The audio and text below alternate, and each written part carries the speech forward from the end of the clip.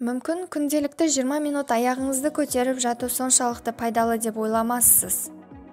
Бірақ сол 20 минут сіздің бойыңыздағы бірнеше дерттің дендеуінен сақтайды десек, сенесіз бе? Аяқты күнделікті көтеріп жату арқылы қалтаңыздан ақшаңыз да, қымбат уақытыңыз да кетпейді. Оны жаттығу емес, емдеу десе де болады. Себебі аяқты көтеріп жату сізден физикалық күшті талап етпейді. Дұрысы, оны йогаға теңеу керек. Мамандар оның денсаулыққа тигізер бірнеше пайдасын айтады. Сіз де бұны біле жүріңіз. Жүректің жұмысы туралы бір сәтке болсын ойланып көрдіңіз бе? Күніне қаншама жұмыс атқарады. Бойыңыздағы қанды айнап, тырнақ ұшына дейін жетуін қамтамасыз етеді. Кейде қан айналымы өз жұмысынан жаңылып, аяқта варикоз пайда болуы мүмкін. Сізде де келеңсіздіктер байқалса, бірден аяқты көтеріп жатыңыз. Жаттығуымен денеңіз сұлуланып, не болмаса аяғыңыз әдемі болып кетпейді. Алайда аяқтағы тамырлардың кеңеюінің алдын алады. Аяқты жоғары көтеріп жатудың 5 пайдасы. Біріншісі, аяқ ісінуін төмендетеді. Аяқ ісінуі көбінесе қан айналымының дұрыс болмауынан пайда болады.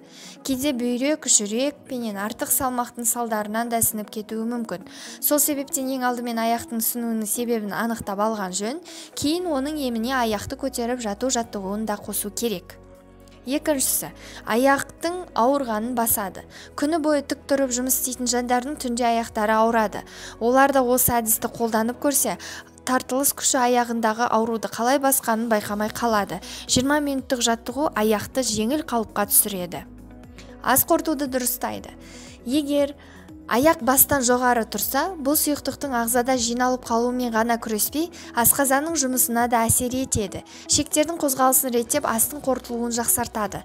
Іш қату сынды мәселе де оң шешімін табады. Ішкі ағзаңызды тазалағандықтан жүзіңіз де құлпыра түседі. Төртіншісі, жүйке жүйесін тыныштандырады. Жаттығу тыныс алуды да қалыпқа түсіреді. Дененің осылай тұрысы барынша көп ауа жұтуға көмектеседі. Мұның нәтижесі біз бір қалыпты тыныс ала бастаймыз. Бұл жүйке жүйесіне де тыныштық сыйлап, іш, мойын, бұлшық етіне түсетін күшті басады. Жан тыныштығы. Жаттығу мидың оттегімен барынша толтырып, оны тыныштандырады. Тән мен жанды тыныштық пен үйлесімділік орнайды. Жаттығуды күн сайын жасасаңыз, көп өтпей-ақ жағдайыңыздың жақсара түскенін байқайсыз.